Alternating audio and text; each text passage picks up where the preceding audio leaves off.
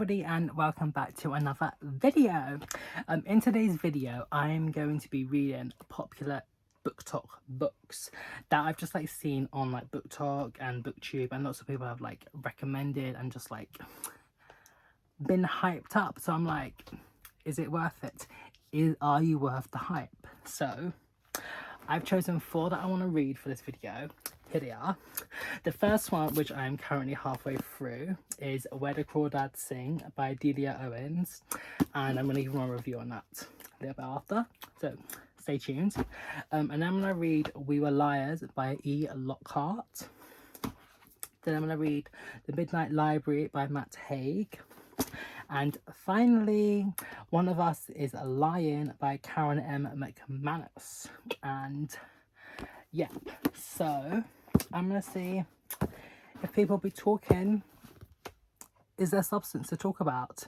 So yeah, first of all, I'm going to read a sneak peek. I love this so much. It's so good.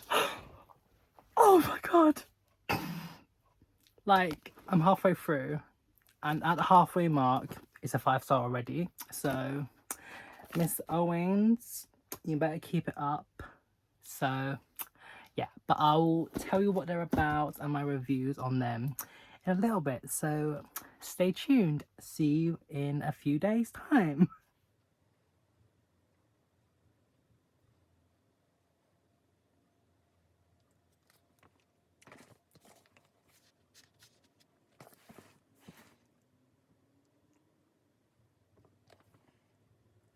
Read this book. Read this book. Oh my god. I'm gonna come back because my brain is doing things at the moment, and I can't I can't decipher what my thoughts are. Okay, so it's about 2 days since the last clip, and I've just been mulling over it, and yep.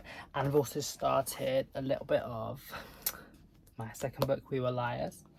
But I'll just give you a little review, a little rundown on my thoughts on Where the Crawdads Sing by Delia Owens. Oh, I loved it. I loved this book. I loved it so much. I don't want to say too much because I don't want to spoil it for anyone, because I feel like the less you know about it, the better and more rewarding the reading experience will be. And it was rewarding. But basically, we follow the main character, Kaya, or the Marsh Girl, as some people call her. And she was left alone, to fend for herself as a child in the marshes of North Carolina. And she's ostracized by society, and just growing up by herself, and just making friends with nature and the earth and the seagulls and that sort of thing, because there wasn't really people there. And this story of her growing up from child to adulthood is interjected in the present time, but it's just further along in the story, when a local resident, Chase Andrews, has been found dead, and Kaya is the main suspect, because most people in the town don't like her, and they had a relationship, secret relationship for a little bit. But anyway, that's all I'm gonna say about the actual plot, because just read it. And yeah, I'm gonna say what I didn't like about, honestly, nothing. I really, it's hard to find anything I didn't like about it. I would maybe say that the difference between the nature scenes and the character interactions, the talking and stuff, is a little bit different. The nature scenes are definitely a lot better crafted, but that's just because it's her speciality is nature writing anyway, so it's not it's not bad by any means, no. And it's sometimes a little bit too detailed, but this will bring on to my things I loved about it, is the nature scenes. Oh my god, the nature scenes are just so transportive, so beautiful, so just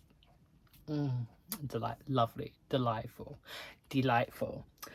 They're just lovely, and like, if you don't want to read it because you don't like the story or anything, just give it a try for the nature scenes, and just like how well crafted they are is just incredible.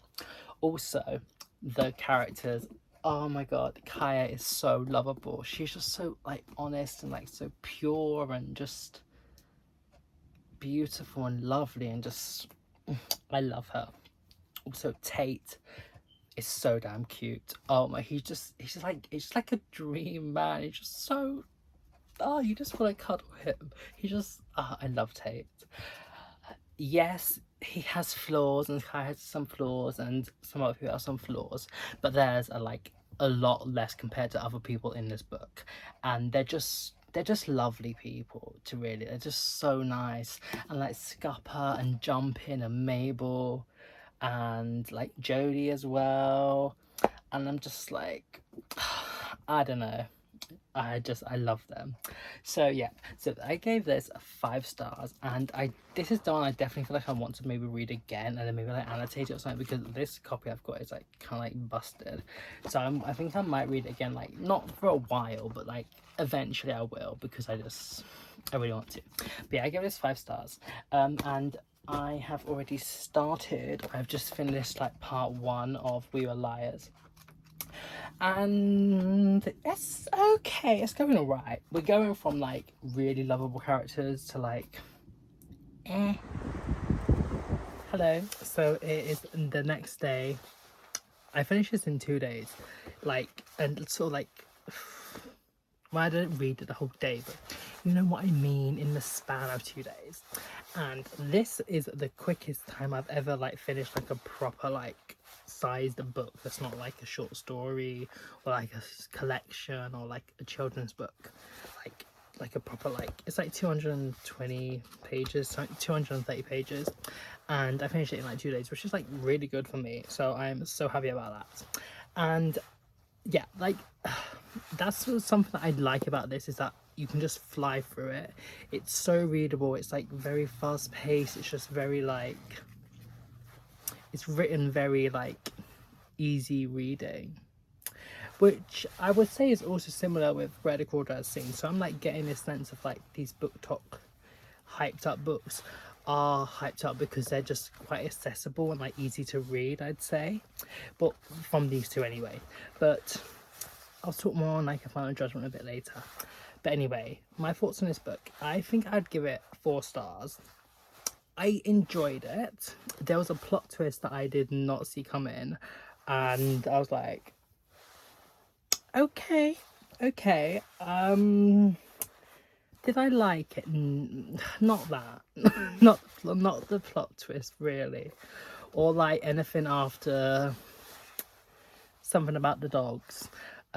Just, I was like, oh, I didn't really like the characters that much, so I didn't really jam with them, but it was okay. It was good. It was, I'm trying to like not like it that much because it's, I don't know, I feel like it's quite divisive, but I did enjoy it. I feel like 4 stars is what I'd give it. Anyway, what it's about, it follows the main character Cadence and the Liars, who are 2 of her like eldest cousins, and Gat, who is Johnny, her cousin's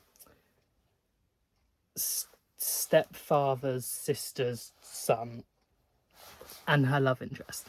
And the other one is Mirren, who is her other cousin, her main cousin, and they're the Liars. And every summer they go away to Beechwood, which is like the family like owned island, and it's like in Massachusetts, and they're like rich. Forgot to say that it isn't just about them going to the island.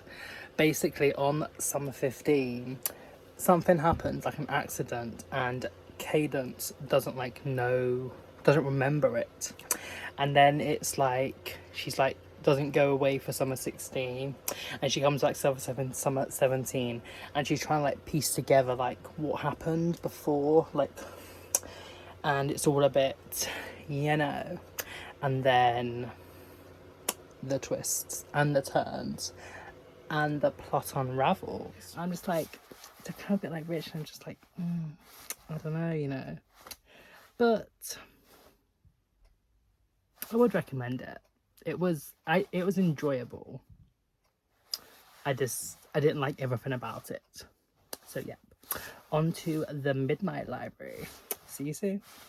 She saw her brother Joe too, shaven-headed and looking genuinely happy, champagne glass in hand, and his short-lived, disastrous investment banker boyfriend, Lewis, by his side. If your book has a queer character, like, I'm more invested. I'm more invested. I'm loving this. I'm loving Midnight Library so much. Oh my god.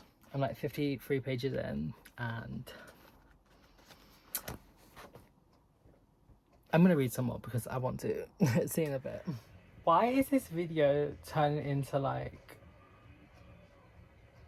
it's like a mental health sort of one? Because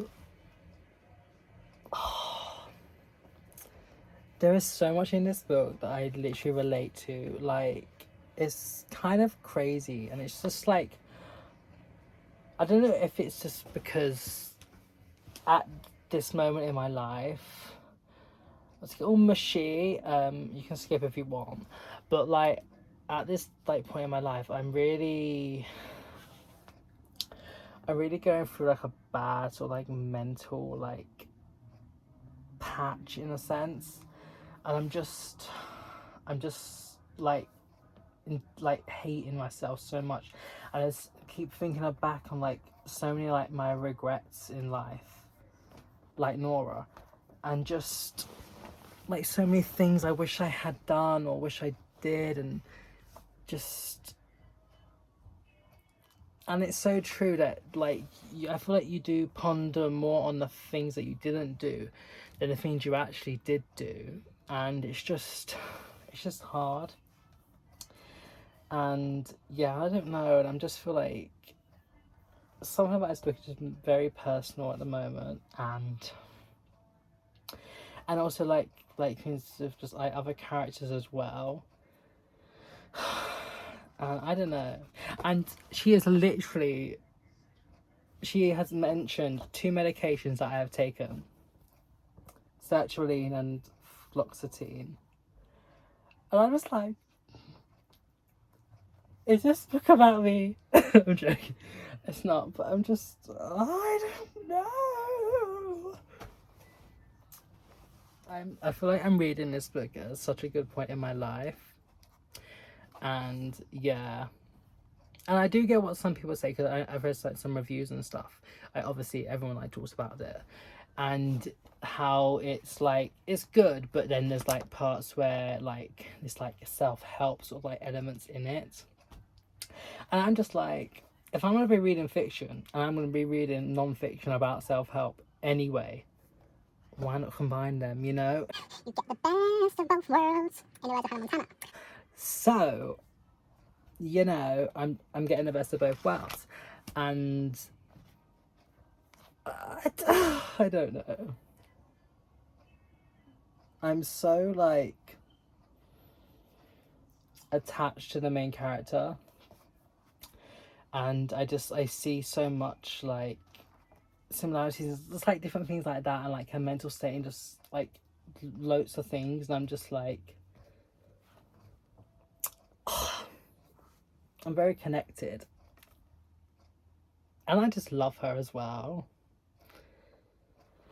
Yeah, anyway, back to reading. See you in a bit. I just want to read you a little section that I am obsessed with. Expectations, a little chapter. Nora had always had a problem accepting herself. From as far back as she could remember, she'd had the sense that she wasn't enough. Her parents, who both had their own insecurities, had encouraged the idea. She imagined, now, what it would like to accept herself completely. Every mistake she'd ever made, every mark on her body, every dream she hadn't reached or pain she had felt, every lust or longing she had suppressed. She imagined accepting it all, the way she accepted nature, the way she accepted a glacier or a puffin or the breach of a whale. She imagined seeing herself as just another brilliant freak of nature, just another sentient animal trying their best. And in doing so, she imagined what it was like to be free.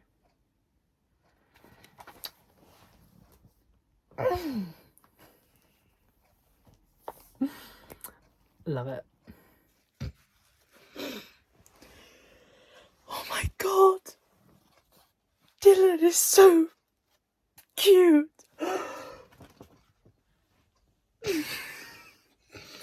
I am like shook him to the core. If you know, you know, but Dylan is just like the embodiment of like cuteness and just, oh my god, he's so... He sat on the floor, so a chestnut coloured Newfoundland could sit next to Nora on the sofa. Oh my god. So if there's any men like Dylan out there, my comment section is down below. So I just finished the Midnight Library, and oh my god, this book was incredible. Literally one of my favourite books like I've ever read. It's seriously up there as like one of my favourites. And wow, it was so impactful, so just 5 stars all the way. I loved it. I absolutely loved it. I feel like I've been doing these updates, but I haven't actually said what it's essentially about. It's about Nora, who decides to take an overdose because she's like very depressed and just everything's going wrong in her life. And then she gets transported to the Midnight Library, where all of these books are like, there's an infinite number of books, and each of them have like a different life if she had like done something different in her root life. And then she like goes through them and explores them, and just, that's what I'm gonna say, because just read it, please. I totally recommend this, but I love it so much. And yeah, there is like elements of like self-help and like things about like climate crisis and like non-fiction elements, which I actually really loved. I felt them so impactful and just great. I related to the main character so much, and like other characters in the book, and it was just perfection. So easy to read, so easy to grasp, so easy to take things from it. Just great.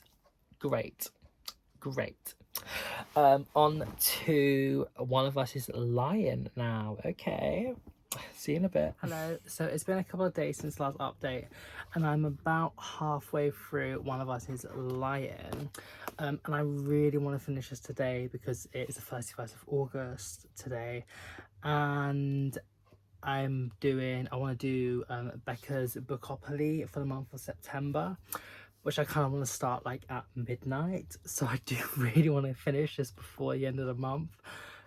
So before the end of the day, and it's already like 4 o'clock. But anyway, I'm gonna take you on a little outing, just a tiny one. Just take my dog for a walk to the park, hopefully read some more of this, hopefully get a bit more through. And yeah, so come along with me to the park.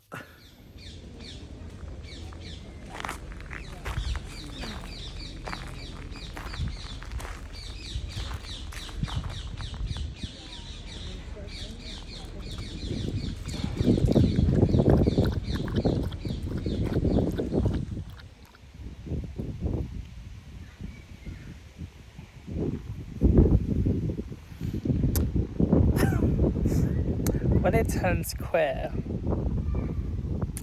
I like it more. Oh, made a little bit more through. Okay. Update, it is like 3 a.m. I've just been reading this like for the past 3 hours just because I really wanted to finish it. Like so I can count it as in like a August read. But anyway, I finished this. There were some plot twists and turns and things, and like, you know, and I did really enjoy this actually. I probably would give this like a 4.25 stars, I'd say. It was like really good, and it kept you like intrigued and just like wanting to read on and find out what happened. And yeah, I feel like in the first bit I didn't really like the characters that much, but then as it went on and you got to like know them and the story developed, I did like them all at the end, like a lot. And yeah, and it was just like some like, it was good. It was very easy to read. Another editor cam, but I forgot to actually say what it was about. Basically, there's 5 students that go into a detention. Bronwyn, Nate, Cooper, and Adelaide, but people call it Addie, and Simon, who is like the control of this app that like shares like people in the schools deepest darkest secrets, and he dies by taking like a foul play, and then all of the other characters are suspects because they were the only ones in the room. Then it follows each of their POVs as like the weeks and like months sort of like go on, like within like the investigation, and like each of them trying to find out what happens, and like being like ostracized from like the school and like things because like they suspect them of killing someone. And yeah, that's all I'm gonna say, because it's like a mystery and you need to find out what happened, like who did it, who committed the murder, and there's some like plot twists and things. And yeah, stay tuned for my like overall thoughts that I hope to film when I'm looking a bit better, because I'm really tired. So yeah. Hello everybody, and this is just going to be a little like wrap up part of the video. So I finished reading all of these BookTok recommended hyped up books, and in all honesty they were all enjoyable. I did enjoy them all. Where the Crawdads Sing I gave 5 stars. We Were Liars I gave 4. Midnight Library I gave 5, and One of Us Is Lying I gave 4.25 stars. Yeah, they were, I felt like they was all, obviously this is a small selection of books that I've recommended on like BookTok, BookTube, and like just like ones that lots of people talk about. It's like a very small amount of the many that there are, because it's like growing, it's like so big now. But all of these I felt was very accessible to read. It was very like easy to read. Majority of the characters were relatable and quite lovable, especially when the Crawdads Sing. Kaya is just lovely. Midnight Library, Nora, I was so connected with her and so much of that story. So yeah, I feel like out of all of them, the one I would recommend the most to like everybody would probably be Where the Crawdads Sing, just because the nature scenes are just so beautifully crafted, and it's very like a very touching story. It's very like quite like sad but like happy and nice, and it's all the emotions. So I'd totally recommend this one for most people. I feel like my personal favorite probably was the Midnight Library, just because I had such a like a personal connection to it, and like relatability to like the characters and themes and certain things. So this one I feel like definitely touched me the most. But yeah, and then I feel like these two, We Were Liars and One of Us Is Lying, they're a little bit more like for a younger audience maybe than these two. I did enjoy them definitely, but I don't know. And I know they have like sequels and prequels or whatever, but I personally don't feel any connection wanting to read them. I feel like these are enough. Whereas like the Midnight Library, like I would love like a sequel or something a bit more from that. Also I feel like it'd be such like a great like TV or movie adaptation could be done for this. And Where the Crawdads Sing, obviously you can't really get another sequel, but because yeah, but I'm really excited to watch the movie adaptation when I can. So in total, I really enjoyed this challenge, and honestly, I thought they are kind of worth the hype. Like they're very just easy to read and enjoyable reads, and I'll totally recommend them. So yeah, hope you enjoyed this video, and I'll see you very soon. Bye bye.